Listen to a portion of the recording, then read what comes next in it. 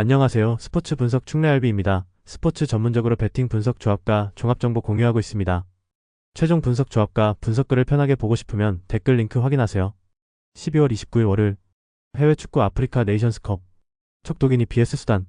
이번 매치는 양팀 모두 주전 결장 이슈가 겹쳐있는 상황이라 전력을 100%로 끌어올리기 어려운 상태에서 시작한다는 점이 먼저 눈에 들어온다. 척도기니는 주전 풀백 운동의 부재로 인해 좌측에서 라인을 깊게 파고드는 오버래핑 패턴을 적극적으로 쓰기 어렵고, 이는 자연스럽게 측면 전개와 크로스 빈도 감소로 연결될 가능성이 크다. 그렇기 때문에 마침과 가넷이 중앙에서 볼을 조율하더라도 리스크를 감수하면서까지 과감하게 전진 패스를 시도하기보다는 안전한 구역에서 템포를 낮추는 선택을 반복할 여지가 크다. 수단 역시 살라 아딜이 빠지면서 측면에서 1대1 돌파로 균형을 깨는 장면을 기대하기 어려워졌다. 이 때문에 모하메드 아이사를 향한 크로스컷백 루트가 줄어들고, 압델 라우프 야굽의 패스도 상대 박스 근처까지 날카롭게 파고들기보다는 중앙 근처에서 반복되는 그림으로 귀결될 가능성이 높다. 또한 두 팀 모두 전술적으로 준비해둔 패턴을 그대로 구현하기 어려운 상황이기 때문에 전방부터 강하게 압박을 걸며 점유율까지 장악하는 플랜보다는 블록을 먼저 세워놓고 실점 관리에 집중하는 방향으로 무게중심이 기울 수밖에 없다. 경기 중반 이후에는 체력 부담까지 겹치면서 양팀 모두 라인을 더 내리는 선택을 할 수 있고, 그 과정에서 세컨드볼 경합도 공격적으로 높은 위치까지 나가는 형태보다는 자기 진영 근처에서 안전하게 숫자를 맞추는 쪽에 초점이 맞춰질 가능성이 크다. 그래서 전체적인 경기 흐름은 빠르게 오르내리는 와이드 오픈 전개보다는 중원에서의 몸싸움과 파울, 느릿한 빌드업이 반복되는 루즈한 양상으로 흘러갈 공산이 크다. 그럼에도 세트피스 한두 번 정도로는 득점을 노려볼 수 있겠지만 필드 플레이에서 다양한 공격 패턴이 폭발하기는 어렵고, 두 팀 모두 과감하게 리스크를 감수할 이유가 크지 않다는 점에서 다득점 양상은 기대하기 어렵다.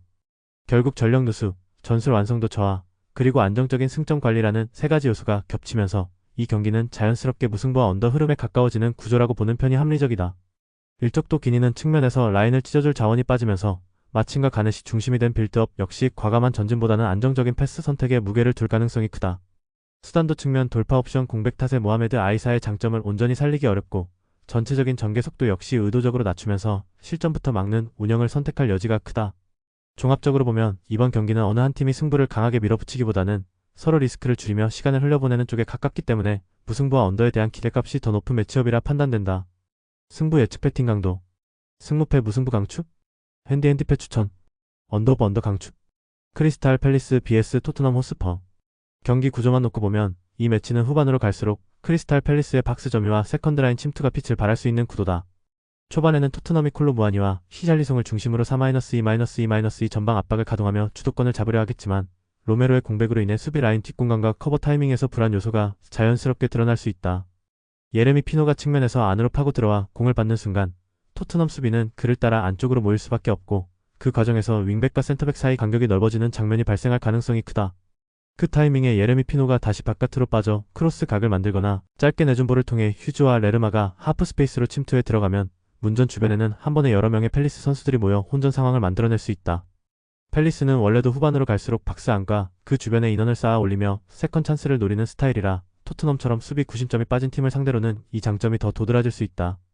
토트넘 입장에서는 벤탄쿠르가 중원에서 최대한 볼 순환을 책임지며 빌드업 흐름을 안정시켜야 하지만, 사비 시몬스의 부재로 이선 사이 공간에서 볼을 받아줄 자원이 줄어들어 전진 패스의 선택지가 한두 개로 제한될 위험이 있다. 그래서 콜로 무아니가 자꾸 측면으로 빠져 공을 받게 되고, 히샬리송이 혼자 박스 안에서 수비수 둘셋과 싸워야 하는 장면이 늘어나면 토트넘의 공격은 점점 직선적이고 읽기 쉬운 패턴으로 변할 수 있다. 반대로 팰리스는 후반에 들어서면서 예레미 피노의 돌파 강도를 유지하거나 교체 자원을 통해 측면 스피드를 신선하게 가져가면 박스 주변에서의 공격 밀도를 더 끌어올릴 수 있다. 휴즈와 레르마가 번갈아 하프 스페이스로 침투하고, 마테타가 페널티 박스 중앙에서 수비수를 몸으로 붙잡고 있으면 두 번째 볼과 루즈볼은 자연스럽게 팰리스 쪽으로 떨어지는 비율이 높아진다.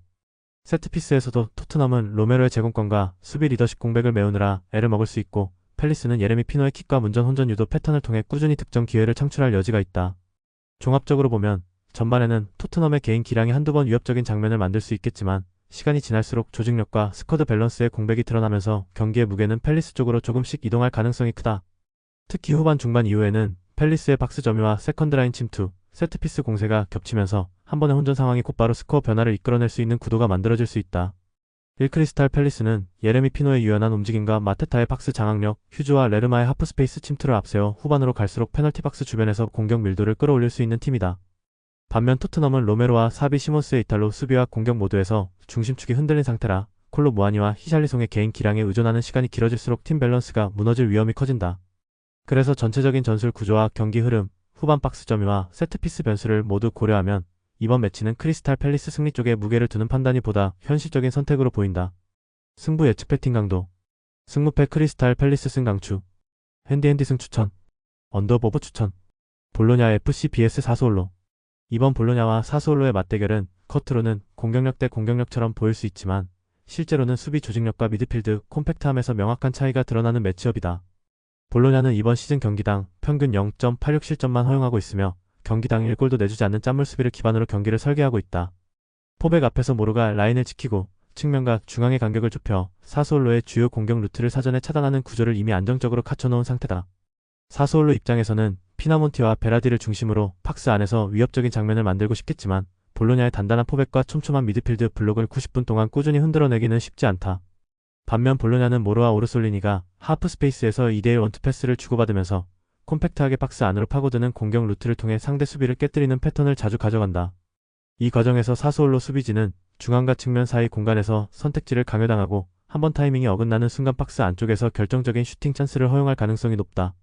사스올로는 공격적인 성향 탓에 때로는 라인을 높게 끌어올리기도 하지만 볼을 잃은 뒤에는 미드필드와 포백 간 간격이 벌어지며 역습에 취약해지는 문제가 반복되어 왔다. 볼로냐는 이런 틈을 놓치지 않고 짧은 패스와 방향 전환으로 탈압박한 뒤 오르솔리니 쪽으로 볼을 몰아주면서 다시 안쪽으로 파고드는 슈팅 찬스를 만드는 그림을 노릴 수 있다. 또한 볼로냐는 홈에서 라인을 무작정 내리는 대신 공수 간격을 유지한 상태에서 상대를 앞에서부터 압박하고 볼을 빼앗은 순간 빠르게 전환하는 경기 운영을 선호한다. 사스올로는 라인 간격 문제 때문에 한번 리드를 허용하고 나면 라인을 올리면서 공간을 더 많이 노출할 수밖에 없는 전개로 끌려가는 경우가 적지 않다. 그래서 이 경기는 초반에는 사스올로가 볼을 돌리는 구간이 있더라도 실질적인 득점 기대값은 시간이 지날수록 볼로냐 쪽으로 기울어지는 양상이 될 가능성이 크다. 볼로냐의 짠물 수비와 안정적인 블록 운영은 사스올로 공격진에게 90분 내내 답답한 그림을 강요할 수 있고 반대로 볼로냐는 제한된 기회를 효율적으로 활용하는 방향으로 승부를 설계할 수 있다. 결국 수비 조직력과 미드필드 콤팩트함, 그리고 박스 안으로 파고드는 원투 패스 루트를 종합적으로 고려했을 때 이 매치업은 볼로냐가 승리를 가져갈 시나리오가 더 설득력 있게 그려진다.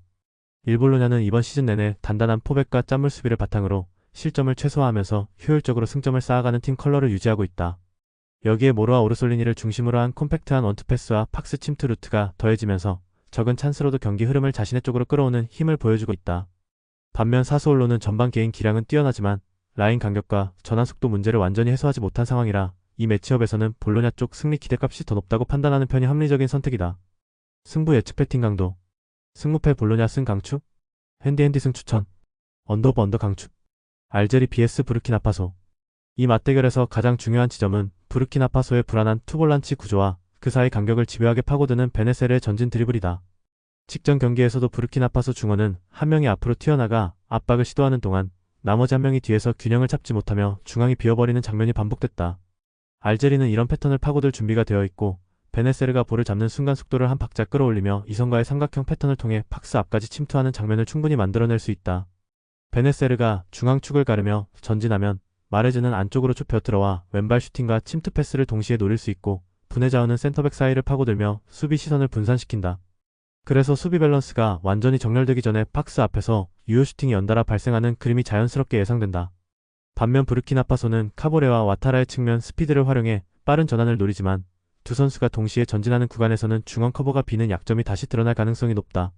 알제리가 이를 인지하고 중원에서 수적 우위를 확보한 상태에서 두 줄 수비를 앞에 두고도 침착하게 패스를 돌린다면 점유율과 찬스 퀄리티 모두에서 우위를 가져갈 수 있다. 특히 베네세르의 킥력은 세트피스 상황에서도 위협적인데 부르키나파소가 세컨볼 정리에서 불안한 모습을 보여왔다는 점을 고려하면 세트피스 2차 상황 역시 알제리 쪽에 유리하게 열릴 수 있다. 경기 후반으로 갈수록 부르키나파소의 중원 압박 간격이 더 벌어지고 전방과 후방 라인이 따로 움직이는 현상이 심해지면 알제리의 전진 패스 한 번에 라인이 갈라지는 장면이 나올 수 있다. 알제리는 경험 많은 에이스들을 중심으로 경기 템포를 조절할 줄 아는 팀이라 앞서 나가는 상황에서는 라인을 무리하게 끌어올리기보다 중원에서 볼 점유를 통해 리스크를 관리할 가능성이 크다. 반대로 부르키나파소가 뒤지는 상황에서 라인을 올려 압박 강도를 높이려 할수록 베네세르의 탈압박 드리블과 마레즈의 컷신이 더 날카롭게 살아날 수 있다. 때문에 이 경기는 초반 몇 분만 안정적으로 버티고 나면 알제리가 중원에서 흐름을 틀어주고 점점 더 자신있게 빌드업을 전개하는 양상으로 흘러갈 공산이 크다. 부르키나파소 입장에서는 세트피스 한 방이나 와타라의 개인기에 기대는 구간이 늘어날 수밖에 없는데 이런 형태의 공격은 상대를 지속적으로 흔들기에는 한계가 있다. 결국 알제리가 전술적인 완성도와 중심축의 안정감에서 한 수위에 있고 특히 베네셀의 존재감이 이 매치를 통째로 가져올 수 있는 카드로 작용할 가능성이 높다. 흐름과 상성을 종합해보면 알제리가 부르키나파소의 중원 구조적 약점을 집요하게 공략하며 승리를 가져갈 시나리오에 보다 큰 무게가 실린다. 1, 2번 대결은 단순한 이름값 싸움이 아니라 중원 구조와 압박 타이밍에서 드러나는 차이가 승부를 가를 가능성이 높은 경기다. 부르키나파소는 투볼란치의 전진 커버 타이밍이 엇갈리며 중앙축이 비는 약점을 직전 경기부터 노출했고 이 약점은 베네세르 같은 전진형 미드필더를 상대한 뒤에는 더 크게 부각될 수 있다. 알제리는 베네세르의 전진 드리블과 마레즈의 컷인, 분해자후의 박스 장악력을 앞세워 박스 앞에서 꾸준히 유효 슈팅을 만들어낼 수 있는 팀이다. 전술 구조와 중심축의 안정감, 그리고 에이스들의 결정력까지 감안하면 이 경기는 알제리가 흐름을 통제하며 승리로 가져갈 가능성이 더 높다고 볼 수 있다. 승부 예측 배팅 강도. 승무패 알제리 승 강추? 핸디핸디 승 추천. 언더버버 추천.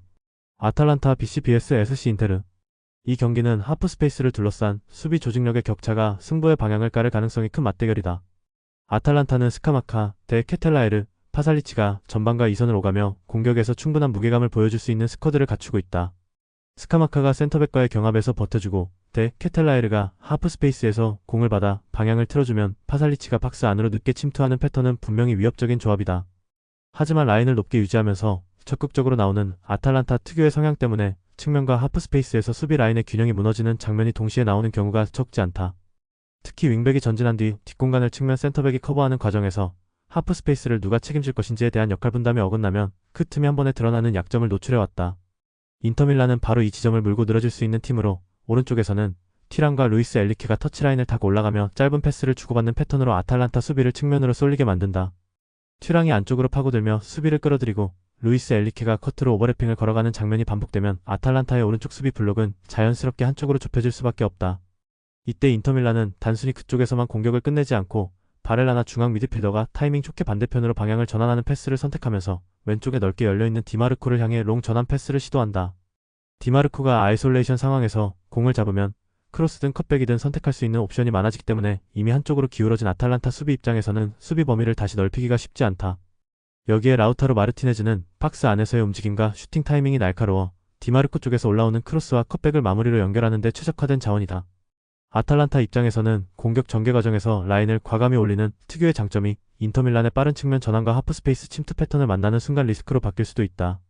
전방에서 스카마카와 대 케텔라에르가 좋은 장면을 만들더라도 수비 전환 타이밍이 늦거나 측면에서 수적 열세가 반복되면 경기 흐름은 점점 인터밀란 쪽으로 기울어질 가능성이 크다.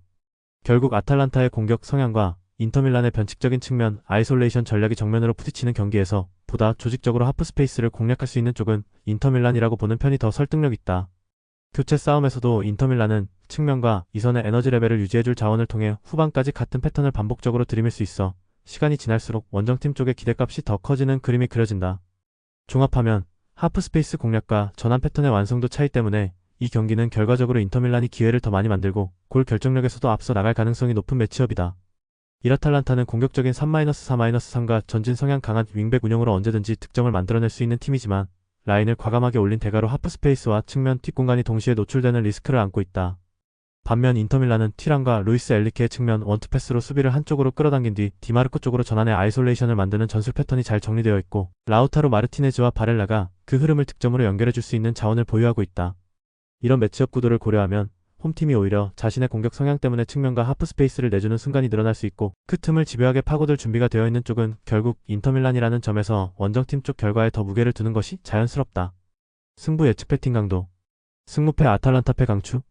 핸디핸디패 추천. 언더버버 추천. 코트 디부아르 vs 카메룬. 1코트 디부아르는 캐시에를 중심으로 중원 뒤 비어있는 공간을 장악하며 자아와 디알로의 측면 돌파까지 연계해 공격 템포를 끌어올릴 수 있는 팀이다. 반면 카메룬은 전방 압박과 후방 라인 간격 조절이 엇박자로 어긋나면서 중앙과 측면 모두에서 구조적 약점이 드러나는 패턴이 반복되고 있다. 측면 숫자 싸움과 중원 템포 조절 능력, 그리고 90분 동안 유지되는 전술 응집력을 모두 놓고 보면 이번 매치업은 코트 디부아르 쪽으로 무게추가 더 기우는 승부로 보는 편이 현실적이다. 승부 예측 배팅 강도. 승무패 코트 디부아르 승 강추. 핸디핸디 승 추천. 언더버버 강추. 영상 보느라 수고하셨습니다. 항상 좋은 건 공유해서 가치 척중률을 높이고 싶은 마음뿐입니다. 조합은 뉴스 선발 등 체크 고민 후 링크에 공유하고 있습니다. 댓글에 링크 있으니 참고해주세요. 구독과 좋아요 감사합니다.